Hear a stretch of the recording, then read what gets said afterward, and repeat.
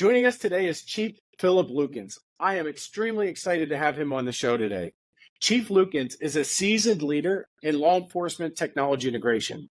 With a career that spans various pivotal roles from ground level policing in Denver to advising on national projects like predictive policing with the National Academy of Sciences, Chief Lukens has a profound grasp of the technological shifts impacting law enforcement. His work emphasizes not just the adoption of new technologies, but ensuring they're implemented ethically and effectively to genuinely benefit society and law enforcement alike. Chief Lukens, it's an honor to have you on the show today and share your insights with us.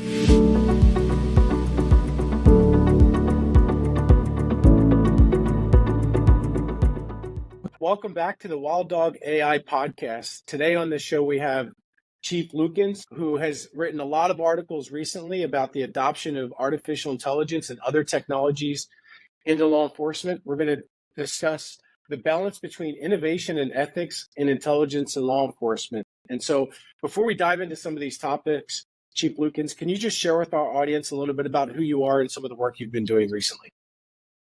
Yeah, so I'm retired from Alliance, Nebraska. I've cut my teeth in the Denver metro area in Colorado, and I'm just really passionate about policing. It's what I grew up with, and I like to see the change that is happening in society. And I learned through necessity, pretty much technology and what we needed to do to offset what we were doing in policing. And it was always kind of being voluntold in some cases, and then other times it was like, well, he's the tech guy, so utilize Phil to work on things. And over time, I utilized that to our benefit. And so I led the charge in a lot of different cases in our department to implement technology. And as a chief, I continued to push that forward. And now I'm continuing to do in a larger scale. I just recently worked on a project with the National Academy of Sciences and working on the predictive policing project and reviewing that with the National Institute of Justice and making recommendations on a couple of White House executive orders and looking for best practices.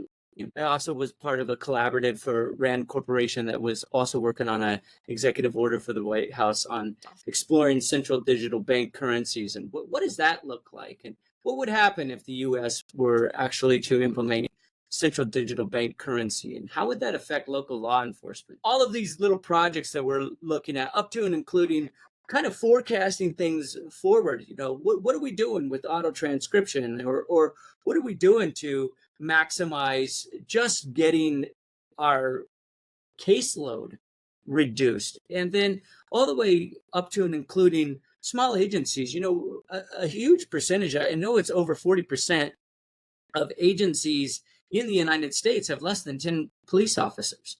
So when you look at that statistic, you start to realize that most agencies don't have a lot of resources. And so when we start talking about implementing AI, and we start talking about these large language models and the neural networks and all of this, it starts to overwhelm agencies. I really want to build studies around these small agencies, coming from working in rural Nebraska and watching these agencies that don't have a lot of resources, wanting to really buffer or build up the resources that are happening to the small agencies, where I see that AI can really help agencies and provide scalable resources that they simply don't have. And these are agencies that understand community policing probably better than most, because these are agencies that are interacting with the community tremendously well. That's a lot to say for one question. What are you doing? Well, I'm working on a lot.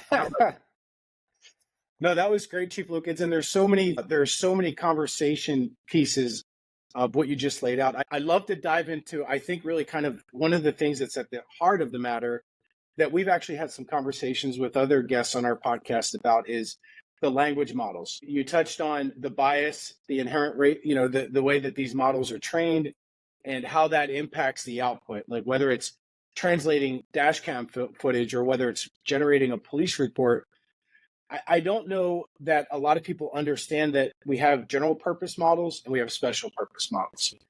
And so when somebody goes and uses ChatGPT, obviously they're using a general purpose model. And I know that in the Department of Defense, there has been some initiatives taken to start training special purpose models. And that's essentially, there's a lot of different ways to do that.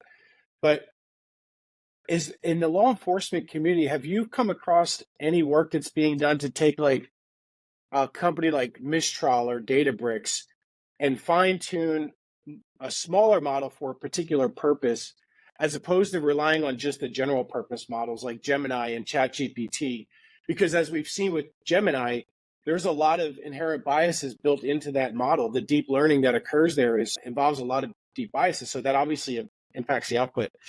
Is there any movement, in your opinion, in the law enforcement community to start to train people on how to develop special purpose models, or are we stuck with the general purpose models for now? Well, I think that there's movement. I don't think there's movement at scale. And I think this is me spitballing here. We need to get more movement, and there's apprehension because one of the other projects I'm working on is trying to get a resolution of some level of adoption of a policy just of AI implementation in general with the IACP.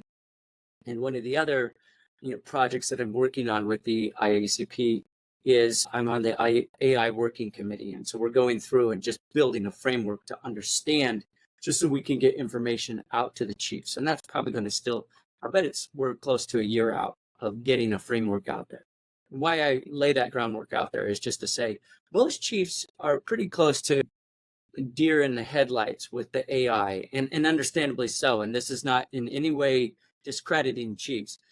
From being a chief, it's very difficult to stand in that position with the public eye.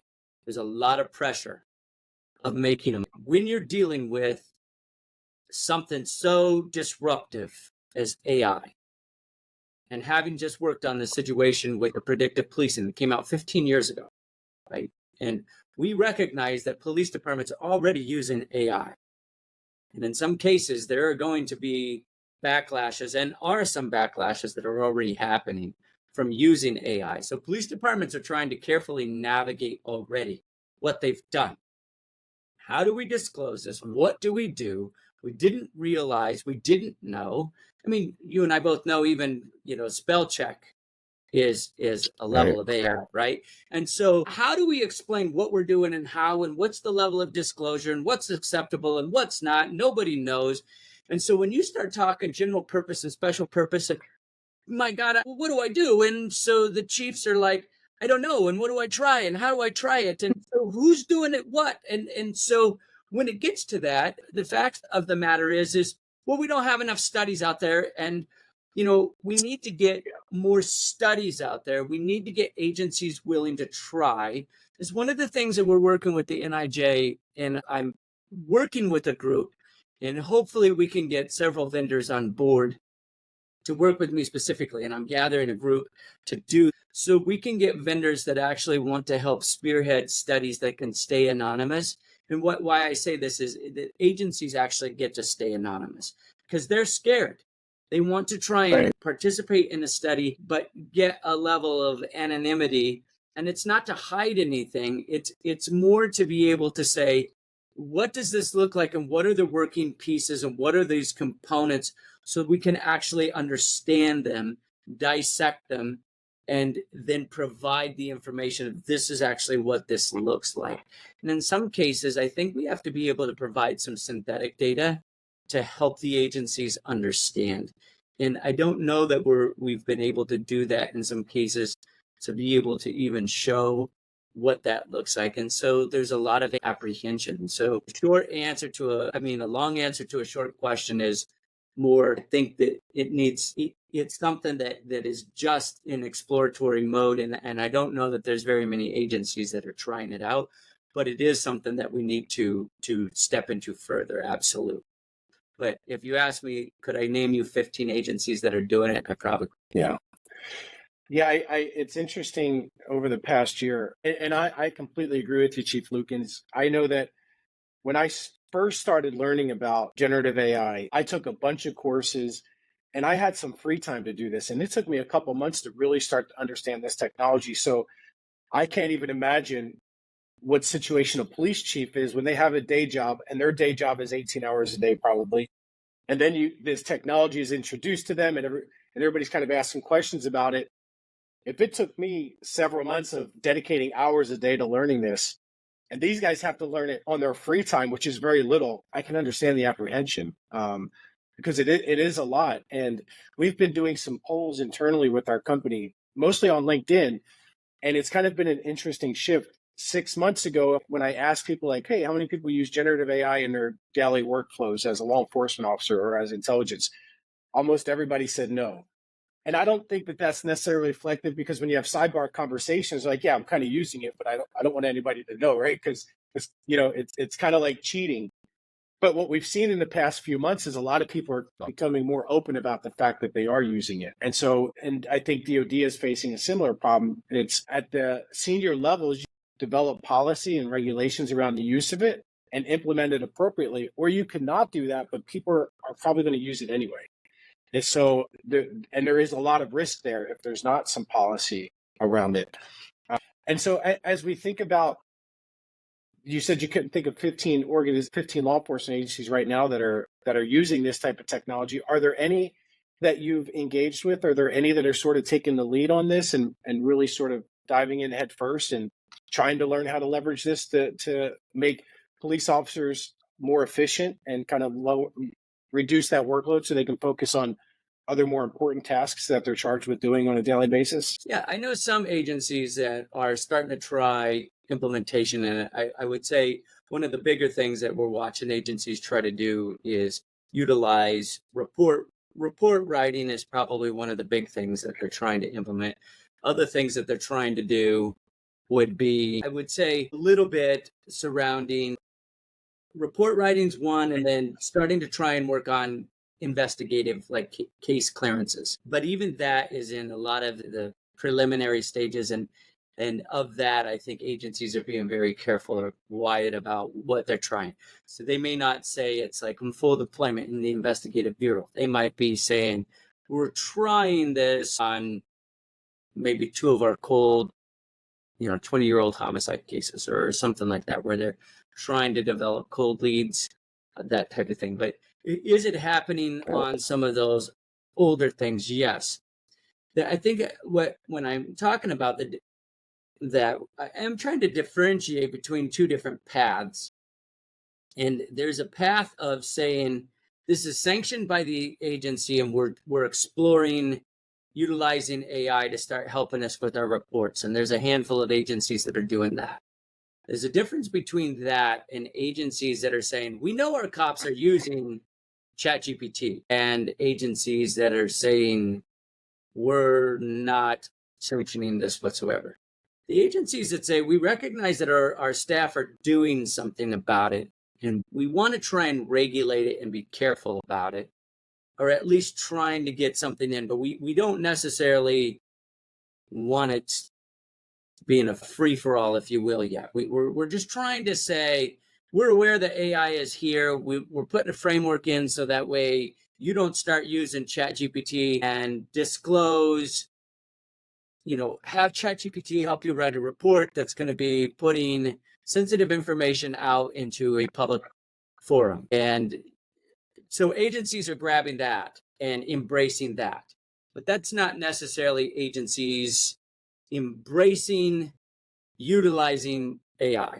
And I think that's different than agencies that are saying, we're going to start exploring how to start helping generate police reports. And I know that we can say, well, they're both still kind of using it. Well, yeah, but not exactly, because one agency is saying, we're going to be very, very careful about any level of implementation, while another agency is like, we're going to start endorsing a level of implementation as part of our work. And I know that sounds maybe a little contradictory, but it's not in the fact that an officer is going to start signing their name to a work product that's generated by a more controversial topic. We all know that spell check, right, is not very controversial, though it uses a level of machine learning, right? Yeah. But when your body cam is dictated and an officer is just going back and maybe there's a couple of purposeful errors that are put in the report on purpose by a vendor, and the officer revises and then signs off on that, and they say, see, the officer made those corrections, so this report is sanctified. Later we find out that there was an error in there that an officer missed, or some sort of confabulation that the model put in there that ended up being very pertinent to the report, an officer gets called out on it in court and ends up on a Brady list, we could have a problem, right? So those are the things that's more controversial. That's the area that I'm talking about that's a little more concerning. So that would be the area that, and I know there's probably 5 or 6 agencies that I know of that are stepping into that world and working on that. And I think that requires a lot more oversight, a lot more public interaction in policies that are surrounding that. I also know of a major vendor that writes policy for agencies, and agencies subscribe to that. They get a policy framework and then they adopt it within their agencies.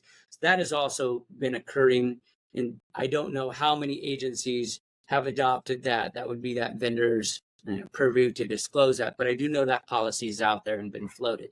So there's at least 2 major policies that I know of that are floating out there that are being adopted in the AI realm.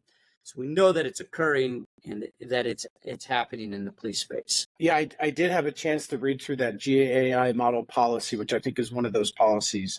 And I myself, I've read a lot of the policies that have come out from the federal government, the National Security Council, the Department of Defense, and other federal agencies. And I do think that GAI Model Policy that has been developed that you referenced, I was pretty encouraged to see the language in there. It is sort of that protracted approach that you were laying out to adopting this technology, and how to do that, right? And your most recent article where you discussed back-end systems, I have this conversation with people too all the time. I actually had a conversation a few days ago where somebody told me, our organization absolutely will not use generative AI. We haven't developed policy around it. Well, while I was having that conversation with the person, we were on a Teams call, and Teams was making recommendations during the VTC. And so that person didn't understand that they were already leveraging generative AI in the plot. They were already leveraging some level of language model, like you mentioned, but because it's not called ChatGPT, there's no scare factor there. It's like the technology is slowly seeping into the technologies we already use every day. And could you tell us a little bit about the article that you wrote about the back end generative AI being used in some of these back end technologies? And I guess the better question too with that is to discuss that a little bit, but also what is there an urgency for law enforcement to adopt this technology very quickly? Like, for instance, DOD is kind of in this weird position, and federal law enforcement in this weird position where they have to really focus on adopting this technology because our adversaries are using this technology. But for local law enforcement, is it the same level of urgency, or what is that factor that drives that urgency? Well, there's a couple of questions, so I hope if I miss one, you can get back to me and ask me again. One thing that I get very concerned about is back at the policy world is there are agencies that I know of that the city attorneys have flat out said, we're not going to put a policy out and we're going to wait and see how the courts start handling these issues before we start addressing how we're going to regulate our staff with this. So they're taking a wait and see approach. And so that could be very interesting to see if we end up with knee-jerk reaction legislation on this. The other concern that is concerning a lot of agencies, going back to that situation where I talked about the small agencies, many agencies across the U.S. have contract city attorneys. These city attorneys are not well versed in AI at all, right? And so they do not have a plan or an idea about this at all. And in many cases, these chiefs are getting ideas or information from another leader, or maybe some contemporary chief that's leading the way in their state, or maybe their state chiefs association. And so that's very concerning, because that's part of why at the Future Policing Institute we put out that model policy, was because they may not get any other guidance any other way, was to get something out there. And so that's part of that concern, is that, believe it or not, these city attorneys will take that wait and see approach because they don't have any other resources to do that any other way. So answering that question, I just wanted to put that out there. Getting to the urgency to adopt technology. Well, there are superpowers in the world, and kind of how we look at it. For sure, we would say that the US is a superpower, and there's definitely a rally between the US and China specifically as superpowers in the race with AI. So for sure, the US must stay competitive as it relates to AI. And as we know, with the microchips in Taiwan for the AI chips, and why US is trying to bring that back to the US soil, etc. I don't want to get into that whole world, but we obviously understand that there's a significant security issue with needing to have, AI computing chips being manufactured on our soil. And so what do we recognize with that is not only do we have an issue with that, but we also have an issue with needing to have these technology or AI technology occurring very rapidly in the police world. Well, because you don't just have adversaries that are attacking on some global scale of terrorism. We have a significant issue with money laundering, and money laundering is happening on US soil. And money laundering doesn't just influence money laundering. Money laundering is organized crime, which influences human trafficking, which influences the drug trade, which influences burglaries and robberies and homicides. And it goes right into the trickle, all of the crime that we see coming into the US. And so we most assuredly need to be on the cutting edge of crime in order to influence the crime rate that's occurring in the US. So is there an urgency to adopt technology? Absolutely. And you and I both know, when you were talking about GitHub earlier, this is already available, and bad actors are grabbing information all day long. And if they're grabbing information all day long to be using it with chatbots and everything else, we're grabbing this information all day long. We need to be acting to counter that all the time, as fast as we can, as quickly as we can. So how do we do that differently? What do we have to do? We have to be involved in that as fast as possible, but as ethically as possible. And we have to do it correctly. And sometimes there's a tendency, because we want to do it fast. And fast is difficult when you have to get a warrant. And fast is difficult when you have to wait on a service of warrant and wait for data to come back and then to do the next step. And that sometimes is where law enforcement can get caught up. But that's important, because there is a reasonable expectation of privacy in the US. The Fourth Amendment does matter. And so that does cause the cog in the wheel sometimes to get caught up. But at the end of the day, these back-end technologies are more important to have that system running. But the big emphasis I always put out there is the person on the street, the everyday person that's getting Social Security, that gets $1,500 a month, that's on a fixed income, doesn't care about a money laundering project that's $2.5 million down the road. That's part of an entire organized crime ring. That doesn't matter to them when somebody throws a rock through their window, and it's going to take them $500 to fix. And that's going to take money out of their budget, food off their table, and they don't have the money to fix that. It's less than their insurance deductible, and they're going to have to figure out how they're going to fix that. And the police say, we don't have time to come on that call. You can just report it to your insurance. That doesn't matter to them. That makes them mad. And so that's why I'm such a big proponent about people on the front end, technology on the back end. I want to see technology fix those back end systems, because every call matters. And that's the important stuff that needs to be taken care of. And we need to take the time to take care of those calls as police. And we need to still have the time to go listen to that person who's 67 years old and be able to hear them cry for 15 minutes and tell us why that's a big deal. and not say just the facts, ma'am. I need the receipt. I need to know how much that costs. I need to make sure this meets the elements of the crime. I need to give them the questions that I need so my body cam picks it up so I can walk away and everything's transcribed and my report's done and I can take the next call.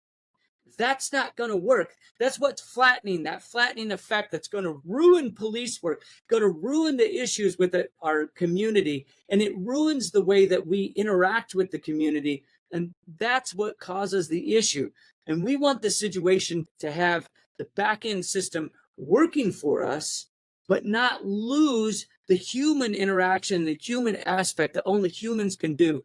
That when we walk away from that call, that person really feels like, and that officer heard me out, and that officer is going to do something about my situation. Yeah, that $600 is a big deal to me. And so back to that urgency. Yeah, it's huge, because if that technology is not adopted and I'm not able to deal with that $2.5 million money laundering situation, I don't have the time to give that senior citizen the time they need on that call to deal with that situation for the $500 window, which really needs to be dealt with just as importantly as the money laundering situation down the street. I love that people on the front, technology in the back. That's so important. And I am encouraged, Chief Lukens, some of the young law enforcement officers, police officers that I engage and work with on some other projects, they are hungry. You can see that they understand this technology. They know it's out there. They are leveraging some of it, and they are hungry to learn how to better implement it into their day-to-day activities. And I think that's where they kind of struggle because, as you mentioned, lack of policy in some places. So for the police officers that are listening to us today, and they've just heard you talk about, becoming more efficient on the back end means more face time on the front end, which means people that human ingenuity that language models can't replace right now. They're not going to replace that anytime soon. What are some that you think these young police officers today can start to do to learn more about this technology, to adopt it? I think you did a really good job of laying out that it has to be a protracted approach. Doesn't, not an all at once sort of approach. But what would you say to these young police officers and how they should start thinking about the adoption of this technology? What are some things they could be doing at their level? Well, the first thing I have to say, and a long time ago when I started getting promoted, my cops would say, "Hey, don't forget where you came from." So first thing I have to tell all the young police officers is, number one, I'm proud of them. I want them to stay in the job, and we need them. So they have to know that before we talk about anything else, because they're important and they play a pivotal role in the success of law enforcement going forward. Now, that being said, what I can say to them is, I understand what it's like to, in the back of your head, have the stress looming that I've got to write this up later. I have to deal with the paperwork.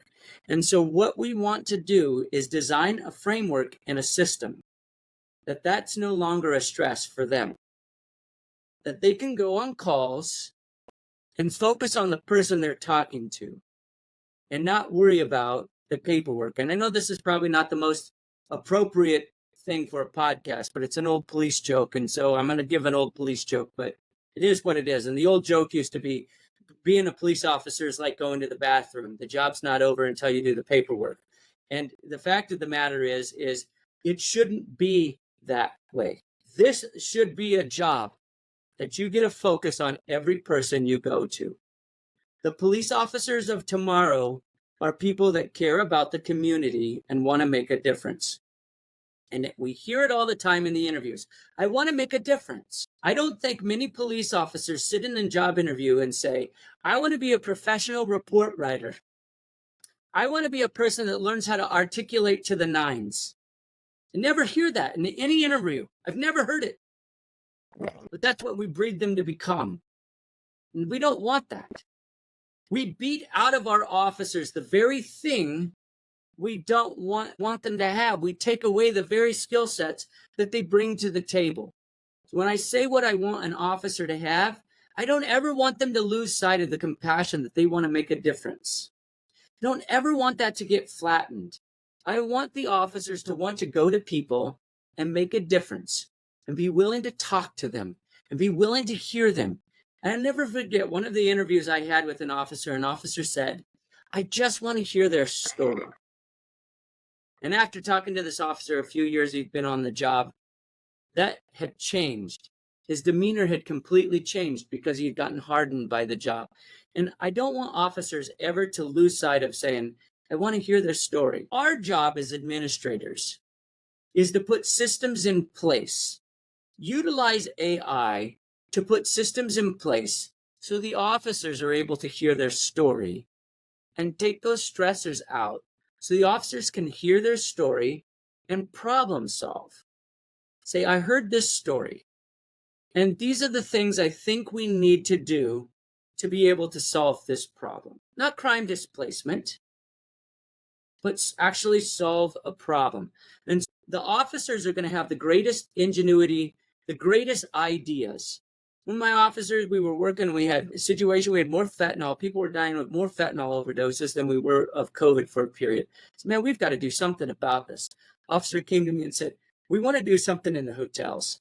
And we've got to do it because this is where it's coming out of the hotels. We came up, we had a big brainstorming session with several officers and sergeants. Lieutenant and I said, well, this is what we'll do. Then they came up with a plan together. It wasn't my idea. And I'm saying it wasn't my idea. It was a collaborative effort and solved it. Did we use technology with it? Absolutely. But it was an enhancer. And what we want to do, and what I want to say to the officers is their minds are great. Their minds can't be replaced by technology. And we don't want to lose their minds, their creative ideas. We want to enhance it with the technology. We want them to use their minds, and only their minds can solve the problems. The technology will take care of all of the mundane and the monotony in the back end. And that's what I want to say to the officers. Don't lose that. Find the agency that wants to capitalize on that and work for them. Because those are the people that are going to help you shine. Chief Lukens, I really like the message there. And it's a very clear North Star, right? Leverage this technology so that as officers, they can focus more so on the human side of policing, and the monotonous tasks can be reduced. And I think a lot of young police officers, and I appreciate you sharing that with us, because at least the folks I know, I think there are a lot of young police officers will get a lot out of your message. And it was very clear and succinct, and I think that's kind of the message they're looking for. So I appreciate you doing that. I did talk about the application of generative AI. A friend sent me a file the other day, I guess, and I thought this was a great start point. And just to be clear, I think right now generative AI is a very good start point for things, and AI in a lot of cases in technology. But it's certainly just a tool in the toolkit, in my opinion. Still, right? It's not going to replace us anytime soon. It's not going to replace human ingenuity. It's not going to replace a lot of the things that, unfortunately, a lot of people are saying it will replace. I think we're a long way from there still. But I did see the other day where somebody actually asked ChatGPT to provide a perimeter security plan for the location of the Trump speech. And it wasn't perfect, but it did a really good job of identifying all the buildings where all the places should be. And again, I wouldn't print that plan out and go with it. But, as a start point, all the planning and all the factors that go into planning those events, that's a lot of legwork up front. And so to have a technology that can lay out the solid plan for you initially, I thought that would be a good use of that technology. And again, you'd have to have an expert look at it. You'd have to make sure that it's actually a good plan before you'd implement anything. But there are just little things like that where I'm hearing good ideas from folks all the time where they're using this AI technology to at least as a start point to get them to a place where they can focus on the harder part of the task, as opposed to, some of the stuff that people don't enjoy doing as much. Oh, buddy, you're absolutely right. I would say, I think it was Microsoft that did a study that's already shown that, implementing AI on these little things has already shown an increase of 80% value in everyday workload. And it's those little back end things that give a starting point, that take the monotony and the brain work out of a ton of things that I think police and law enforcement in general will find incredibly valuable. And I think we need it. We need to do that. But then we take it to the next level, and it only makes us better and more efficient. It just doesn't replace our ingenuity. Yeah, and the other day I was working with a bunch of different reports, and this is another area that I really love using this technology. is I was looking at about 30 different interrogation reports from terrorists, and the ability to upload 30 interrogation reports and then interrogate the data, as opposed to me sitting back and reading 30 different reports and the circumstances of the arrest and or the capture and all those things. But to be able to just take 30 documents, upload it, and then interrogate that document, say, what locations are mentioned most in these reports? How often and what is the sequence of attacks being conducted? Where is the location of these attacks?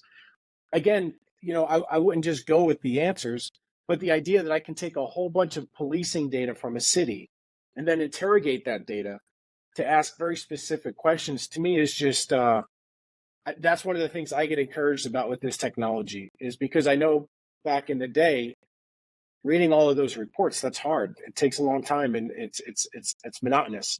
So I think some of those areas, and the last part of that I really enjoyed that I think is important to mention is I like the idea of using the technology to force me to think about different perspectives of a problem.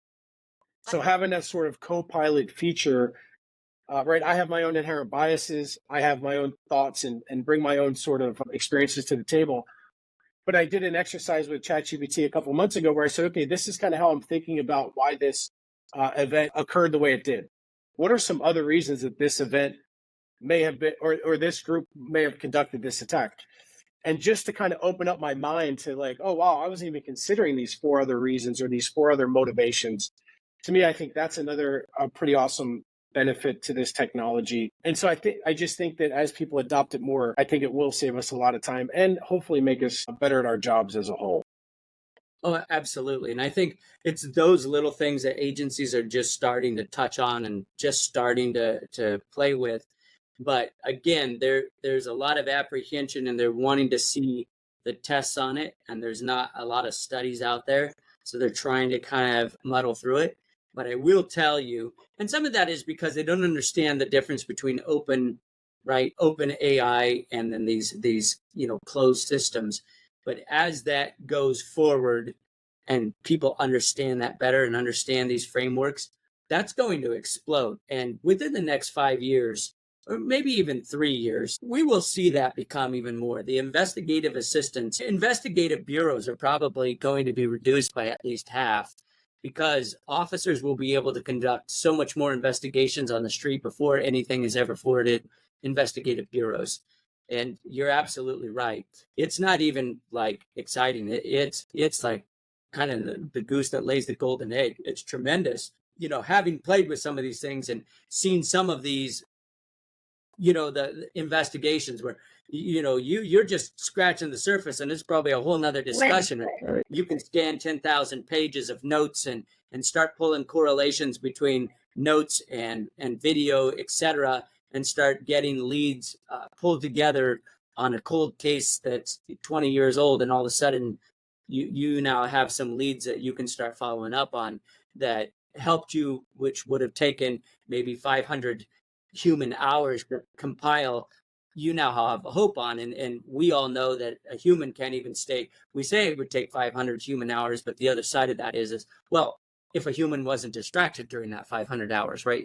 And so there's so much that's going to be able to be done on the back end systems that are going to make us way more effective. That's outside of just quote unquote facial recognition or just ALPRs, but just talking on simple investigative simple assistance on ops plans, like you were just talking about. These back-end systems that I talk about. In 5 years, police work is going to be completely revolutionized. And it is all of those little things people don't realize. And yes, is there urgency to make it happen? You bet there is, because it's going to change the way policing is done. Well, Chief Lukens, I really enjoyed our conversation today. And you just reminded me of something that I hadn't thought about before. Is there's this big conversation about generative AI taking jobs and people losing jobs. And we see, and people sometimes compare that to like banks inventing ATM machines where, well, these ATM machines, it's going to destroy the banking industry. They're not going to hire anybody because these machines do everything. And what we actually found out, it turns out that the banking industry grew tremendously because we just automated that one function. You no longer had to engage a human being to get money. You could just go to a machine. And something you just mentioned that really encourages me is if law enforcement if police officers aren't spending all that time on the back end, and we're able to put more police officers on the streets and doing the hardest part of policing, which is understanding people's stories and understanding why these crimes are taking place, it's pretty encouraging the way you kind of laid that out. So I appreciate you doing that. I hadn't thought about it from that perspective until you just mentioned that, and so that's pretty exciting.